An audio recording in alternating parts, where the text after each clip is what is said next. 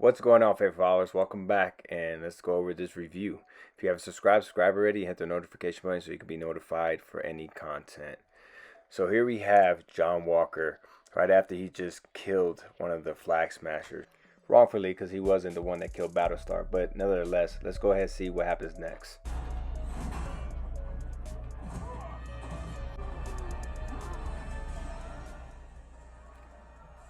Ouch.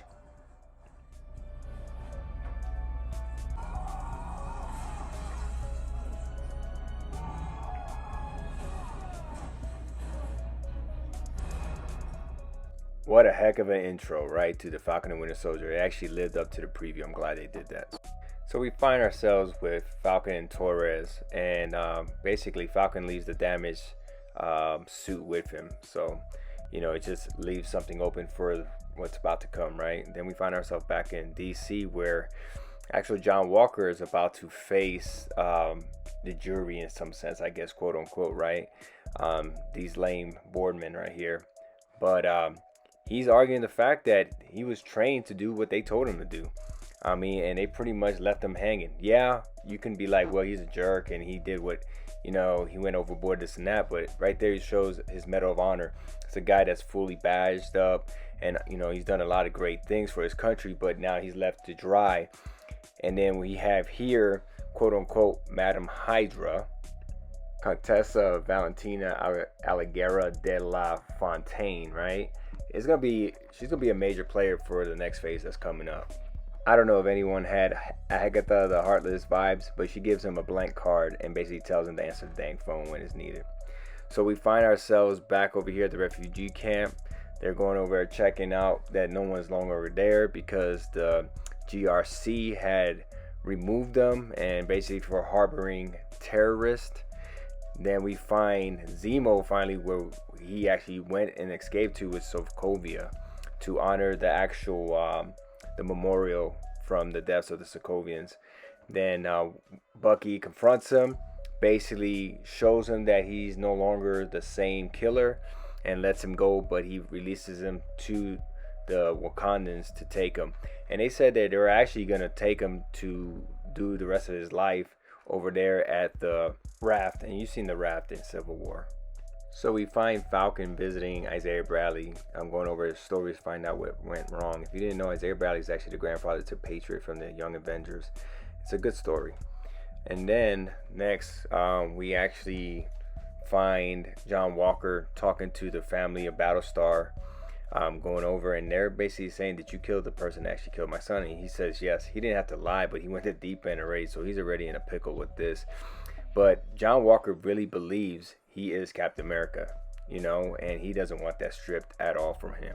We find ourselves seeing Sharon Carter again back in Mandapore, talking on the phone with a mysterious call, setting stuff up, which she's looking kind of dirty and fishy. But anyways, Bucky and Sam start training up Sam on how to throw the actual shield, and they're having a great talk and everything. Bucky says that he didn't really know the effects, what it would be for a black man to actually carry the shield, and he has respect for that. And he told him basically, hey, whenever he finds these guys, let him know and he'll meet up with him again. Then it's the whole motivational speech. Sam's training up to be the next Captain America. If you didn't know, now you know, right? This shouldn't be a surprise who's actually getting the shield. But there's some people that are still confused. They think that Bucky is still a candidate. And I'm like, well, not really. Not the way the series is going and how it's planned. There is some serious spoilers, so I'm letting you know right now. I'm about to show you some things on here.